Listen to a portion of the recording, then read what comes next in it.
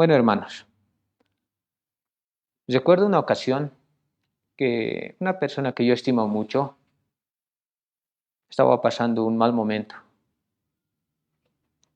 Esta persona estaba enferma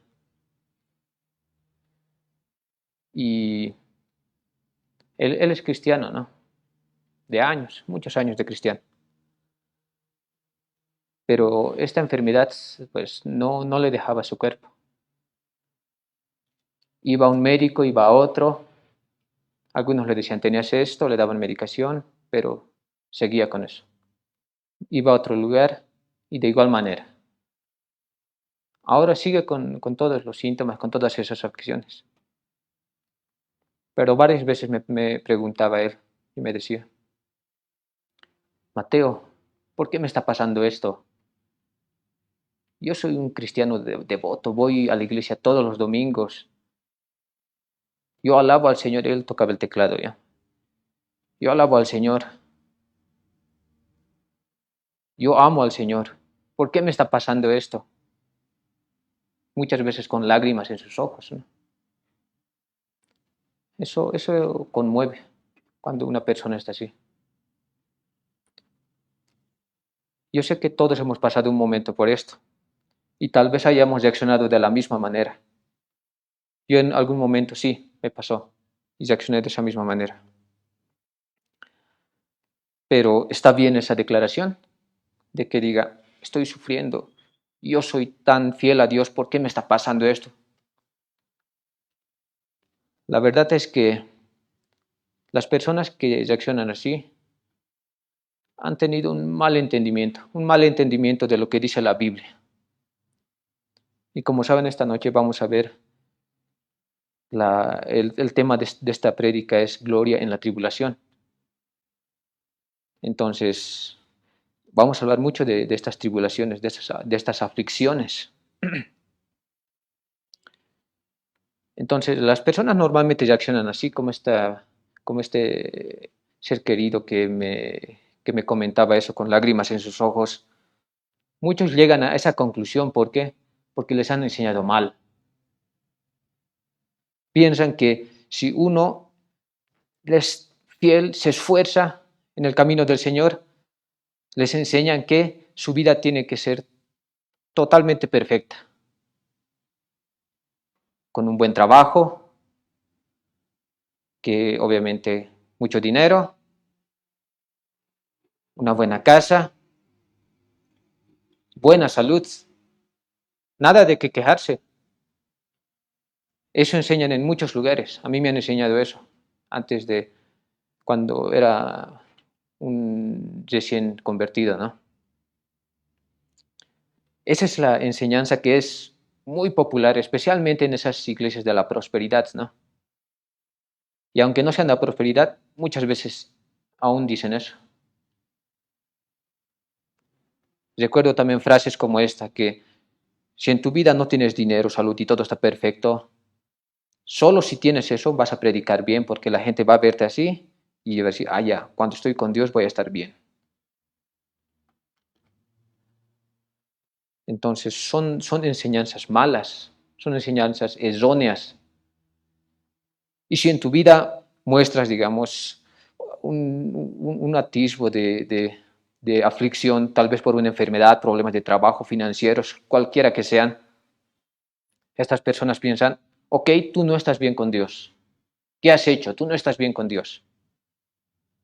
Entonces, para ellos una vida con problemas, con aflicciones, es sinónimo de no estar en una buena relación con el Señor. Es más, a veces dicen lo contrario. Dicen que estás así, no solo estás alejado de Dios, sino que tienes un espíritu inmundo. ¿Te está yendo mal en el trabajo? ¿Hay un momento difícil? El país mismo está en un momento difícil, ¿no? Económicamente. Muchas veces dicen, es un espíritu inmundo que está deteniendo la prosperidad. Y tienes que reprender ese espíritu. Estás enfermo y te dicen, tienes un espíritu de enfermedad. Tienes que reprender ese espíritu.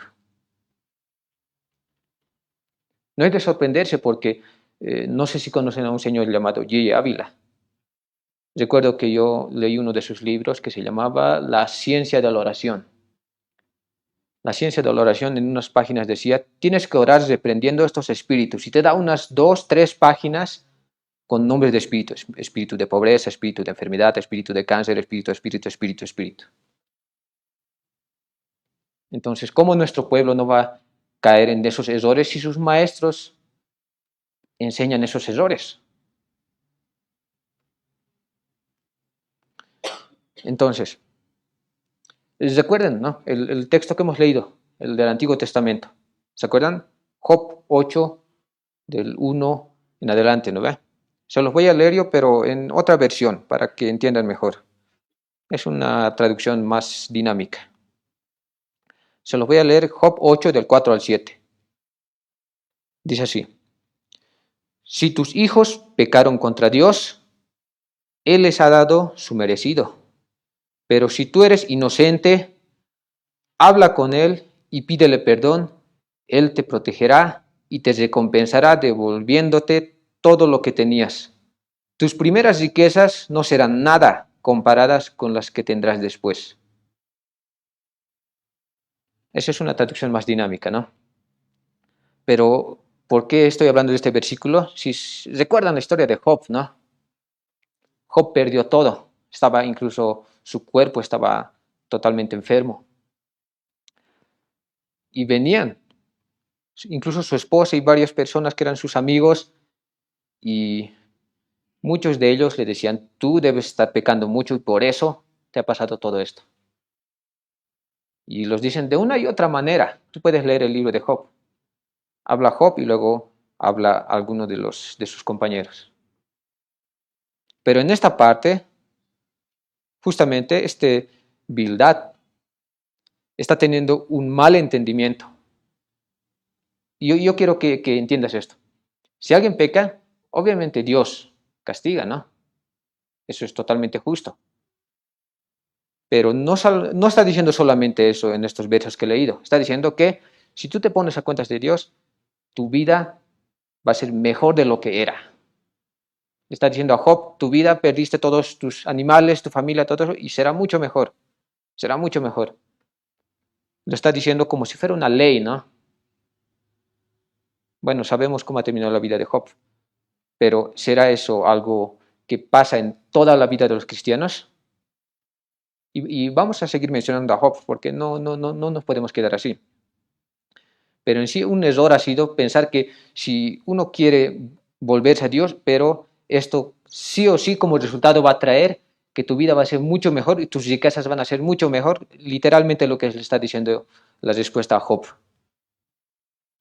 Entonces, tenemos que ver a la luz de la Biblia y en la epístola de los Romanos que estamos estudiando, justamente esto, las aflicciones, las tribulaciones.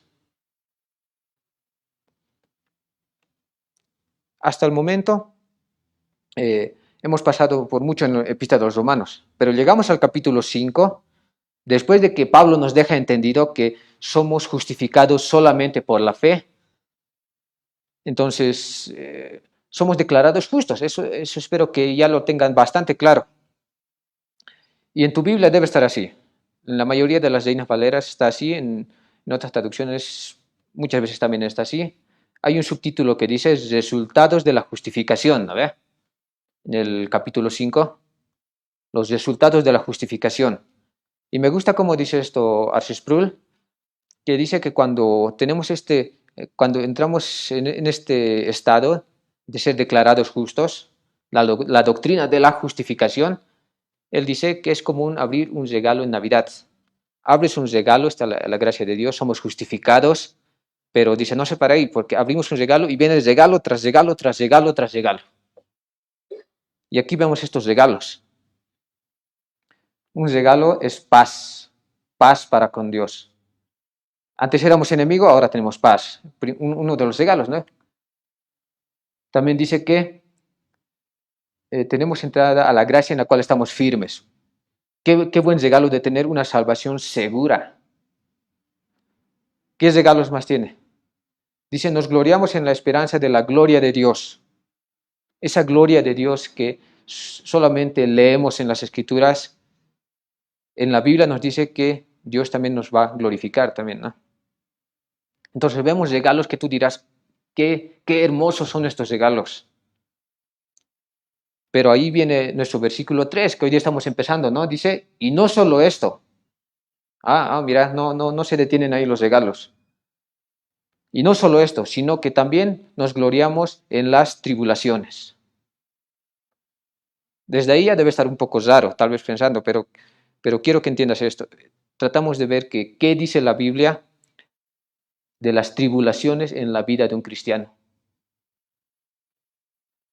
Entonces, la palabra tribulación, aquí lo que hemos leído, tribulaciones, básicamente significa presionar. Es una presión, pero tal vez voy a poner un sinónimo que entiendas mejor. Oprimir. Entonces, es una persona que pasa tribulación, es una persona que está siendo oprimida. Está pasando un mal momento. Ahora, esta palabra se usaba para exprimir, como les he dicho, es presión, el fruto de los olivos para sacar su aceite. Y era con una prensa, los presionaban para que salga el aceite. Pero esta palabra se la usa y lo ha traducido las Biblias como afligir, atribular. Aquí vemos como tribulaciones. Entonces, estos son momentos en la vida de un cristiano que vamos a pasarla mal. Es una aflicción sobre nuestras vidas. ¿Y recuerden cómo he empezado todo esto? Justamente estos falsos maestros que dicen que el cristiano tendría que tener una vida perfecta si tiene una buena relación con Dios. Pero, ¿qué nos muestra la Biblia? Y ya en este versículo ya está derribando eso, ¿verdad? Pero quiero que leamos un poco más. Los apóstoles. Si alguien está, creo que por encima de nosotros somos los cristianos, digamos, hoy los apóstoles realmente son un ejemplo. Vamos a ver 1 Corintios 4:9. Busquemos 1 Corintios 4:9. Vamos a ver cómo era la vida de los apóstoles.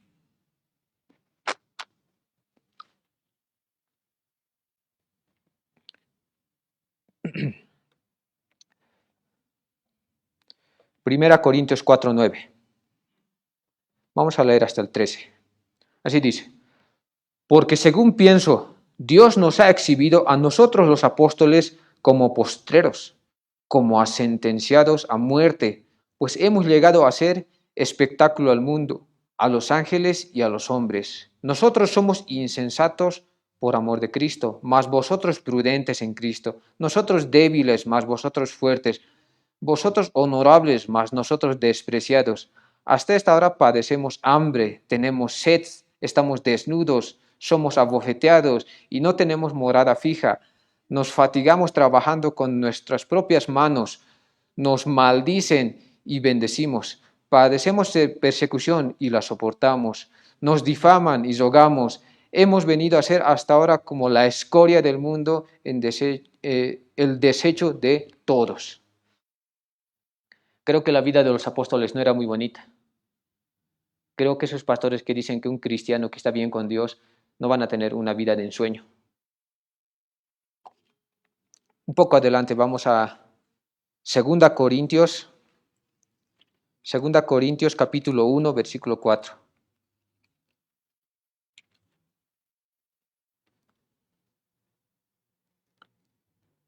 Dice, el cual nos consuela en todas nuestras tribulaciones. Pasan tribulaciones, ¿no?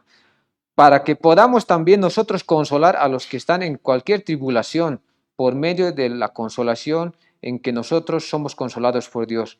Porque en la manera que abundan en nosotros las aflicciones de Cristo, así abunda también por el mismo Cristo nuestra consolación. Pero si somos atribulados, es para vuestra consolación y salvación.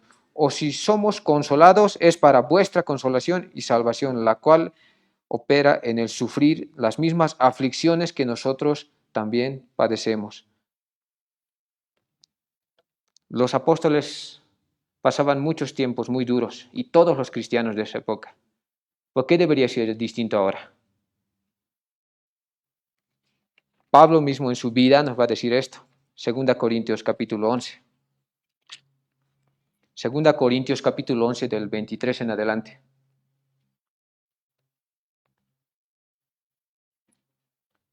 Dice, son ministros de Cristo como si estuviera loco hablo. Yo más, en trabajos más abundante, en azotes sin número, en cárceles, más en peligros de muerte muchas veces. De los judíos 5 veces he recibido 40 azotes menos uno. 3 veces he sido azotado con varas. 1 vez apedreado. 3 veces he padecido naufragio. 1 noche y 1 día he estado como náufrago en alta mar. En caminos muchas veces en peligro de ríos, peligros de ladrones, peligros de los de mi nación, peligros de los gentiles, peligros en la ciudad, peligros en el desierto, peligros en el mar, peligros entre falsos hermanos, en trabajo y fatiga y muchos desvelos, en hambre, sed, en muchos ayunos, en frío y en desnudez, y además de otras cosas, lo que sobre mí se agolpa cada día, la preocupación por todas las iglesias. ¿Quién enferma y yo no enfermo? ¿A quién se le hace tropezar y yo no me indigno? Si es necesario gloriarse, me gloriaré en lo que es de mi debilidad.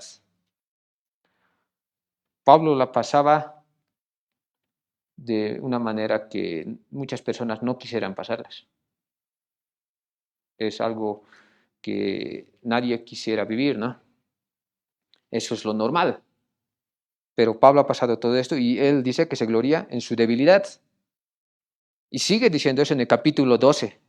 Capítulo 12, ¿qué dice? Del versículo 9 en adelante, dice, y me ha dicho, bástate mi gracia, porque mi poder se perfecciona en la debilidad. Por tanto, de buena gana me gloriaré más bien en mis debilidades, para que repose sobre mí el poder de Cristo. Por lo cual, por amor de Cristo, me gozo en las debilidades, en afrentas, en necesidades, en persecuciones, en angustias, porque cuando soy débil, entonces soy fuerte.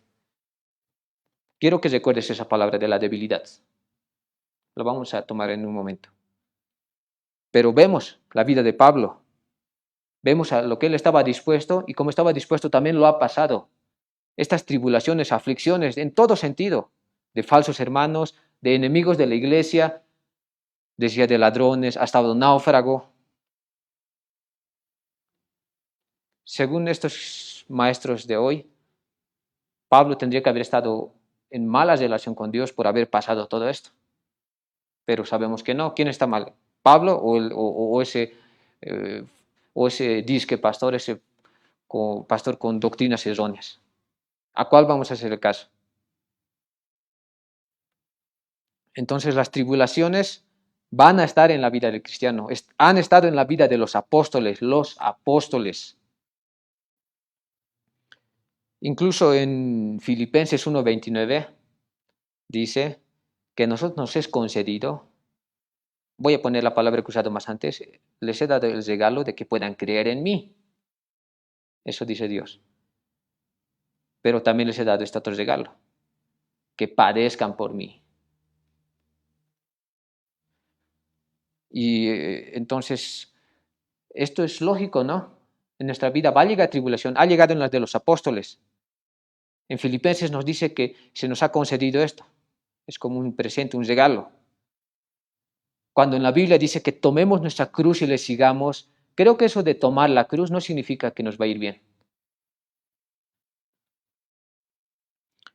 Entonces, va a llegar esta tribulación. En el mundo tendrán aflicción, decía Jesús. A través de muchas tribulaciones tienen que pasar para entrar en el reino de Dios, dice Hechos 14:22. Entonces las tribulaciones van a estar ahí. Es algo inevitable que pasemos momentos de aflicción. No va a ser toda la vida, no va a ser todo el tiempo, pero van a llegar tarde o temprano. Tal vez ya estás en esos días. En esos días que tal vez te hace doblar de rodillas. Pero ¿qué dice de estas tribulaciones nuestro texto? Dice, y no solo esto, dice en el versículo 3, ¿no? Sino que también nos gloriamos en las tribulaciones. ¿Dice que vamos a pasar tribulaciones? Claro que sí, pero dice que nos vamos a gloriar en estas tribulaciones. Recordando los regalos de la justificación que les he dicho, estos resultados, y aquí están, que vamos a tener tribulaciones, pero en estas tribulaciones nos vamos a gloriar. Ahora, gloriar también podría traducirse como jactarse, algunas Biblias lo han traducido como alegrarse. Este término muestra un carácter de júbilo, de regocijo. Y estas tribulaciones nos vamos a gloriar. Eso es algo en la vida del cristiano. Pero esto de gloriarnos en las tribulaciones, yo no quiero que se equivoquen y piensen que el apóstol Pablo tenía una mentalidad masoquista, como decir, llegan estas tribulaciones y eso me causa gozo, las tribulaciones me dan placer. No, eso es una locura. Digamos que en las tribulaciones sí podemos sentir gozo, pero bueno, tampoco dice después de las tribulaciones, ¿no ve? Tampoco dice eso.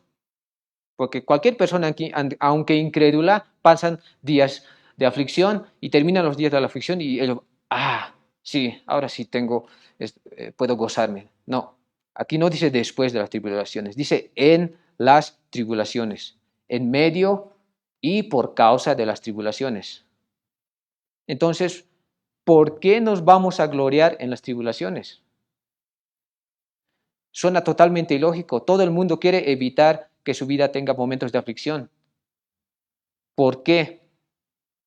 Eso nos va a explicar el apóstol Pablo a continuación. Dice, sabiendo que la tribulación produce paciencia. Y me gusta este principio que dice sabiendo. Pablo muchas veces va a usar este término, que por ejemplo en Romanos 6:6 dice, sabiendo esto. En Romanos 6:9 dice, sabiendo que. En el 6:3 dice, o no sabéis qué. Entonces es algo que tenemos que saber. Sabiendo que la tribulación produce paciencia. Entonces, esta tribulación que viene en nuestra vida, ¿por qué nosotros nos vamos a gloriar en estos momentos difíciles? ¿Por qué? Porque produce paciencia. Yo quiero que entiendas qué es paciencia ahora. En el griego hupomoné significa resistencia. La Biblia de las Américas pone como opción de traducción perseverancia. Es un aguante, es una constancia. Entonces yo quiero que recuerdes ese término más enteramente.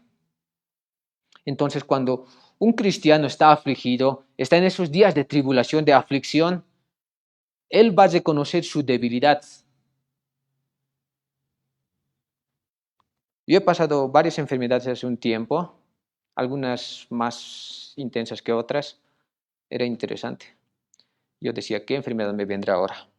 Pero me ha mostrado mi debilidad. Y cuando yo veo mi debilidad, voy a correr a quien es fuerte, a Dios. A Dios voy a ir en busca de auxilio.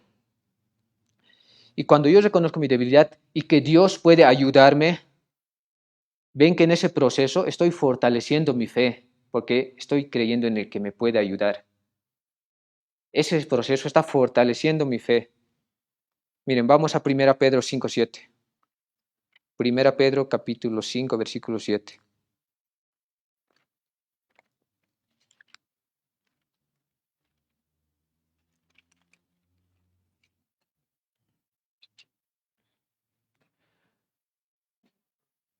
Porque cuando estamos en esos momentos terribles, como les he dicho, se va a notar nuestra debilidad. Y aquí el apóstol Pedro dice, versículo 7, echando toda vuestra ansiedad sobre Él, porque Él tiene cuidado de vosotros. Entonces echamos todo. Cuando yo estaba enfermo, le rogaba a Dios. Le rogaba a Dios. Entonces, ya que esta ayuda de Dios es suficiente, entonces mi fe se fortalece. Y como mi fe se fortalece, eso va a traer que yo tenga perseverancia, lo que dice esa paciencia, ¿no? Esa es la paciencia. Y seguimos en Pedro, ¿no?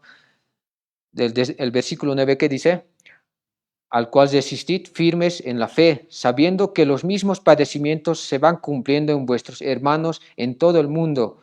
Mas el Dios de toda gracia que nos llamó a su gloria eterna en Jesucristo, después de que hayáis padecido un poco de tiempo, el mismo os perfeccione, afirme, fortalezca y establezca. ¿Ven todas esas palabras relacionadas con perseverancia? Entonces, esta tribulación nos trae esta paciencia, esta perseverancia, esta resistencia, este aguante, esta constancia. Pero ¿qué más desenvuelve esto? Esta paciencia, dice versículo 4, esta paciencia produce prueba. Ahora, me remito otra vez a la Biblia de las Américas, que dice que esta paciencia produce carácter probado. Ahora, esta palabra probado se usaba para ver si algún metal precioso, imagínense el oro o plata, si este tenía esa pureza, esa calidad. Era para ver eso, esta palabra de prueba, de carácter probado. Y justamente eso es lo que hace Dios con nosotros. Quiero que leas Zacarías 13:9. Zacarías 13:9. Así nos dice la palabra de Dios. Dice, y meteré en el fuego a la tercera parte y los fundiré como se funde la plata y los probaré como se prueba el oro. Él invocará mi nombre y yo le oiré y diré, pueblo mío, y él dirá, Jehová es mi Dios. Lo está probando, lo está purificando. Todos sabemos que las personas que trabajan en la metalurgia pues hacen este proceso para quitar impurezas a cualquier tipo de metal. Lo mismo nos dice Malaquías capítulo 3, versículo 3. Así dice Malaquías 3:3. Y se sentará para afinar y limpiar la plata, porque limpiará a los hijos de Leví, los afinará como a oro y como a plata, y traerán a Jehová ofrenda en justicia. Entonces, cuando Pablo nos está diciendo aquí que esta paciencia trae como fruto carácter probado, carácter aprobado también podemos decir, es porque estas tribulaciones, Dios usa estas tribulaciones como ese metalúrgico usa su proceso para purificar el metal. Dios usa eso para que purificar ¿qué? Nuestro carácter. Tú no sé cuánto tiempo, hermano, tengas de cristiano, pero antes de tu vida en el Señor, ¿cómo era tu carácter? Mi carácter era un asco. Era totalmente reprobable. Comparado con hoy, es totalmente distinto. Y Dios usa estas tribulaciones para purificar nuestro carácter, para que cada vez seamos a imagen de su Hijo. Entonces Dios usa esto. Pero dice que la prueba produce esperanza. Se cierra el círculo porque el círculo ha empezado en el versículo 2 al final. Dice, y nos gloriamos en la esperanza de la gloria de Dios. Se cierra el círculo. Estas tribulaciones, entonces, ¿por qué nos gloriamos en estas tribulaciones? Porque Dios las usa en nuestro beneficio. Un niño pequeño, cuando su padre lo lleva al hospital, a una clínica, a un centro de salud, porque está enfermo y para que el niño pueda recuperarse de la enfermedad, necesita una inyección, no le va a gustar al niño, pero es por su bien, ¿verdad? Ningún niño va voluntariamente a que lo inyecten, pero el padre eso hace por su bien. Nosotros nos va a doler esos momentos de tribulaciones, pero tenemos que recordar que Dios hace eso por nuestro bien, porque la Biblia dice que al que ama a Dios, todo le ayuda a bien. Pero estas tribulaciones que ayudan a bien, todo esto que Dios lo hace en nuestro beneficio, es interesante, tenemos que saber esto. Es que muchas veces cuando yo he hablado con personas y están pasando por un mal momento y me decían, por algo debe ser, Dios por algo hace las cosas. Pero esa persona no era cristiana. A veces levantan el nombre de Dios, ¿no? Es gracioso. O tal vez es un católico, ¿no? Personas que dicen, por algo debe ser, Dios está haciendo esto por algo. todo esto que estamos estudiando solo es aplicable a las personas que han sido justificadas, resultado de la justificación, dice el subtítulo, ¿verdad? La justificación por la fe en Cristo. Si no ha pasado eso, no estás dentro de este círculo que hemos visto, que es esperanza, esperanza, prueba, prueba, vuelve a esperanza, ¿no? Paciencia también pasó. Entonces, esto es para las personas que han sido justificadas. Y estas tribulaciones pueden venir de varios lugares. Pueden venir de los enemigos de la iglesia. No es de sorprendernos que la iglesia tiene enemigos. ¿Recuerdan que más antes hemos citado Filipenses 1:29? Vamos a leerlo, vamos allá. Filipenses 1:29.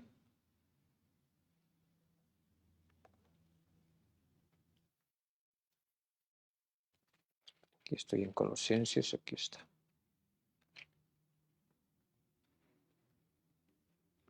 Hemos leído, ¿no? Que les he citado que decía, porque a vosotros os es concedido a causa de Cristo no solo que creáis en Él, sino que también que padezcáis por Él. Pero leeremos un versículo antes. Dice, y en nada intimidados por los que se oponen, que para ellos ciertamente es indicio de perdición, mas para vosotros de salvación y esto de Dios. Entonces hay personas que se van a oponer a los cristianos. Pueden venir de afuera, pueden venir de aquí adentro. Hay personas que se nos van a oponer de distintas maneras. Entonces la tribulación puede venir de los enemigos de la iglesia. Pero es interesante, porque hemos dicho que nos podemos gloriar en estas tribulaciones. ¿Por qué? Aquí en el versículo 28 nos dice que estas personas que se oponen a la iglesia es una señal de su perdición. Está mostrando que ellos están en ese camino a la condenación. Y nosotros que estamos del otro lado, que vamos a ser los afligidos, los atribulados por estos enemigos de la iglesia, dice que es una señal de que somos salvos. Puedes gloriarte en eso, ¿no ve? En esas tribulaciones. Pero las tribulaciones, ¿de dónde más llegan? Pues de las circunstancias. Pablo decía que estaba náufrago. ¿No ve? Son circunstancias. Les acabo de decir que yo pasé por una seguidilla de enfermedades. Algunos pasan por problemas económicos, tal vez con el banco, no sé. Aún esas tribulaciones están hechas para moldear tu carácter. Volviendo a Job. Job le han robado, han asesinado, han matado su ganado, sus hijos. Parecía circunstancial, sabemos, ¿no? Porque él no sabía la razón de por qué le estaba pasando eso. Solo se dignaba decir, Dios dio, Dios quitó. Pero eso estaba moldeando su carácter, el carácter probado que estamos hablando hace un segundo. Porque al final de Job, ¿qué dice él? Dice, a oídas había oído de ti, le dice al Señor, ahora mis ojos te ven. O sea, ahora te conozco mejor, dice.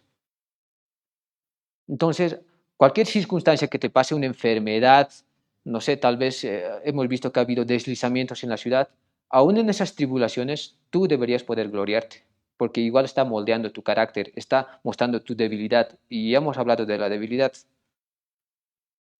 Pero estas tribulaciones también, estas aflicciones también pueden llegar por la disciplina del Señor. En Hebreos 12:5 en adelante, tú vas a leer que Dios, a quien recibe por hijo, lo va a disciplinar, lo va a educar. Qué buen padre no va a hacer eso, ¿verdad? Lo educa. Pero en el versículo 11 te va a decir, pero a nadie le gusta esta disciplina, porque causa dolor. Entonces, una vez más vemos a Dios que está moldeando nuestro carácter. Y también quiero que leas este versículo, Salmo 119:71. Salmo 119:71, yo te lo voy a leer en la Biblia de las Américas, donde dice, bueno es para mí ser afligido, para que aprenda tus estatutos. Entonces, esa aflicción nos va a enseñar muchas veces a ser más obedientes, Justamente esta carta de Pablo en el capítulo 5 y el 6 que ya habla de la santificación, ya estamos viendo esta transición, ¿verdad? Entonces, por eso Juan Calvino decía, miren, se lo voy a leer esta cita, dice, Dios no nos prueba sin propósito. En cada aflicción Él nos moldea para su gloria. Entonces, por eso podemos gloriarnos en las aflicciones y empezamos con la esperanza en la gloria de Dios y este círculo de la paciencia, prueba y esperanza y nos vuelve a la esperanza, ¿no? Esta esperanza, y Martín Lutero decía, el sufrimiento es el mejor maestro de la fe, nos enseña a confiar en Dios cuando todo lo demás falla. Por eso fortalece nuestra fe. Entonces, no importa cuántas injusticias, tribulaciones, cuántos momentos difíciles se acumulen sobre ti, eso no va a ser nada con la gloria futura que nos espera. Miren lo que dice Romanos, estamos en Romanos, ¿no? Vamos un poco adelante, al capítulo 8, versículo 18. Dice, pues tengo por cierto que las aflicciones del tiempo presente no son comparables con la gloria venidera que en nosotros ha de manifestarse. Otra razón más para gloriarse en las tribulaciones. Nos está dando aquí Pablo muchas razones. Y dice que esta esperanza en el capítulo 5, esta esperanza no avergüenza, no desilusiona. Es una esperanza que nosotros estamos totalmente anclados. Esta ancla es tan segura como hemos visto la seguridad en la salvación del versículo 2, pero entonces por eso no avergüenza, pero la persona que no tiene a Dios no tiene esperanza. Por ejemplo, en Efesios 2:12 te dice, en aquel tiempo estabais sin Cristo, alejados de la ciudadanía de Israel y ajenos a los pactos de la promesa, sin esperanza y sin Dios en el mundo. Los incrédulos no tienen esperanza. Acabamos de leer en Romanos 8:18, en esa esperanza futura, ¿no? El incrédulo no tiene esa esperanza. Y no solo el incrédulo, sino las falsas religiones no tienen esa esperanza. Es noticia, ¿no? Que está ahora con este asunto del Papa. El Papa Francisco ha muerto, ¿no?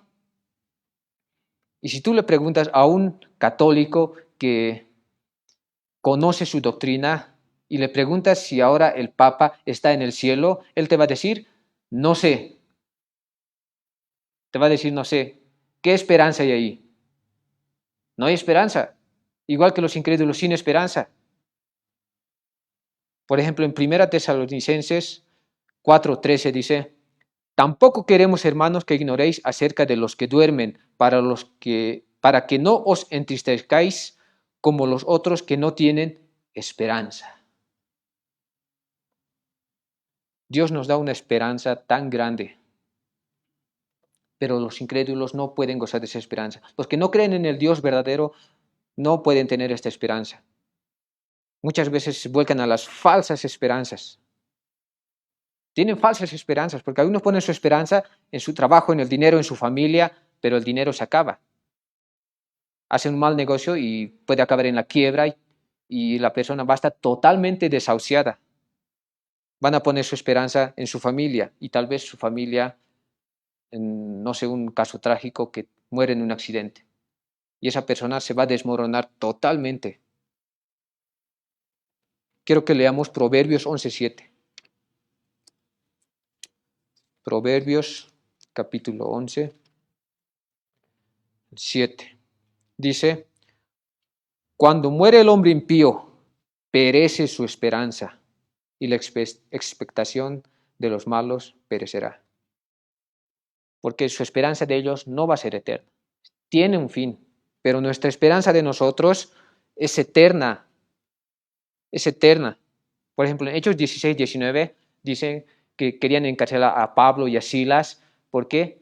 Porque por razón de su trabajo de ellos estaban perdiendo la esperanza de tener más ganancias. Entonces ponen sus esperanzas en donde sea, en cosas materiales, en cosas finitas. Solamente el justificado por Dios tiene esa esperanza eterna. Entonces, esta esperanza no decepciona. Por ejemplo, en Salmo 22:5 dice, clamaron a ti y fueron librados, confiaron en ti y no fueron avergonzados. ¿Por qué? Porque esta esperanza no falla, no falla. Estamos aquí en el versículo 5, ¿no? De Romanos. La esperanza no avergüenza, porque el amor de Dios ha sido derramado en nuestros corazones por el Espíritu Santo que nos fue dado. Entonces, ¿por qué esta esperanza? ¿Por qué todo este círculo hermoso que hemos estudiado ahora no avergüenza? Por el amor de Dios que ha sido derramado en nosotros, dice. Ahora, quiero que tengas esto claro. Este amor no se refiere a nuestro amor, a que nosotros le amamos a Dios, ¿ya? Más se refiere al amor de Dios hacia nosotros. Y es interesante, porque justamente estos patrones que estamos viendo, de la fe, justificados por la fe, ¿no? La fe, la esperanza, que acabamos de ver la esperanza, y ahora nos habla del amor, es el mismo orden que dice en 1 Corintios 13:13, que nos habla de la fe, la esperanza y el amor, ¿no ve? Es interesante. Pero este amor de Dios, Pablo lo va a seguir desenvolviendo en los siguientes versículos. Por ejemplo, en el versículo 6 dice, porque Cristo cuando éramos débiles a su tiempo murió por los impíos. Cristo ha muerto por impíos. Versículo 8, mas Dios muestra su amor para con nosotros en que siendo aún pecadores, Cristo murió por nosotros. Versículo 10, porque si siendo enemigos fuimos reconciliados con Dios por la muerte de su Hijo. Y en estos versos va a mostrar que nosotros que estábamos de enemigos de Dios, que nos comportábamos voluntariamente en contra de Dios, en contra de la iglesia, en contra de su doctrina, aún así Dios nos ha mostrado ese amor. Pero las personas no detectan ese amor. Yo, de las tantas veces que he evangelizado y les muestro el Evangelio, y algunas personas dicen, sí, entiendo lo que dices, pero luego esa persona sigue su vida tal como era. No acepta ese Evangelio. Te dirá, oh, sí, tienes razón, Mateo, tienes razón, pero siguen igual. A algunos les parece locura, como dice Pablo en Corintios. Les muestras el amor de Dios en el sacrificio de Cristo y les parece una insensatez. Entonces, ¿por qué para nosotros no es una insensatez? Por el Espíritu Santo. El Espíritu Santo ha hecho que nuestras mentes puedan comprender ese amor incomprensible para el resto de las personas. Entonces, nosotros vamos a reconocer solamente este amor de Dios con ayuda del Espíritu Santo. Hemos sido sellados, somos templo del Espíritu Santo. Solo gracias a este Espíritu Santo hemos entrado a este círculo hermoso después de la justificación. Es del Espíritu Santo. Por eso nosotros podemos gloriarnos en los tiempos de aflicción, en los tiempos que vamos a pasarla terriblemente mal y tenemos que recordar estas cosas. Por eso nosotros tenemos que estudiar segmentos como esto. La Biblia nos muestra que vamos a pasar por tribulaciones, pero recuerda estas tribulaciones. ¿Qué van a producir en ti? ¿Por qué Dios está poniendo eso? ¿Crees en la soberanía de Dios, en su providencia? ¿O se te olvida cuando estás pasando un mal momento? Calvino decía que si nos olvidamos de la providencia de Dios, lo más normal es que vivamos en total angustia. Es una doctrina importante. Entonces, en los momentos de tribulación tenemos que recordar eso, la soberanía y la providencia de Dios, que todo esto va a ser para moldear nuestro carácter. Para terminar, quiero que leamos esto. Vamos a Habacuc, capítulo 3.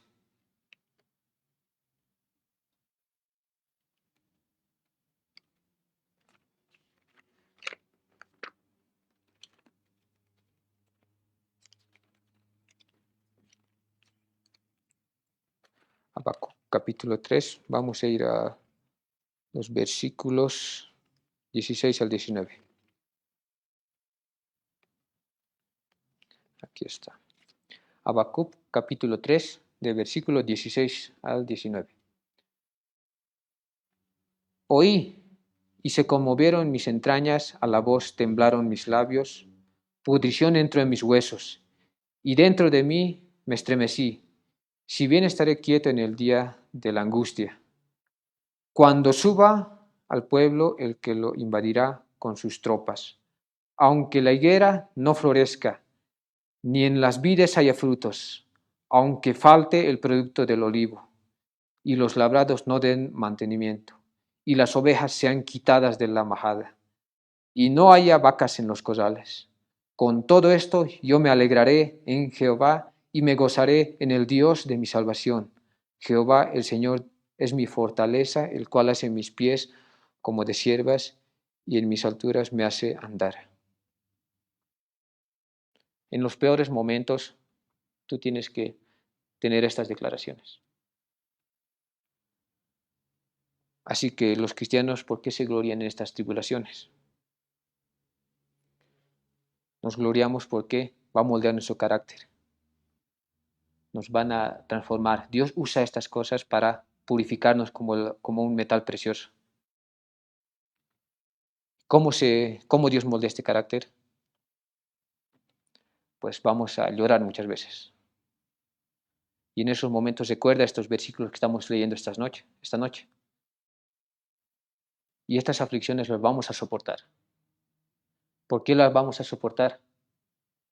Tenemos al Espíritu de Dios. Dios mismo está en nosotros.